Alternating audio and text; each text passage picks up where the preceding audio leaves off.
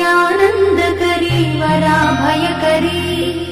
सौन्दर्यरत्नाकरी निर्धूताखिल पापनाशनकरी प्रत्यक्ष माहेश्वरी प्राणेयाचलवंशपावनकरी काशीपुराधीश्वरी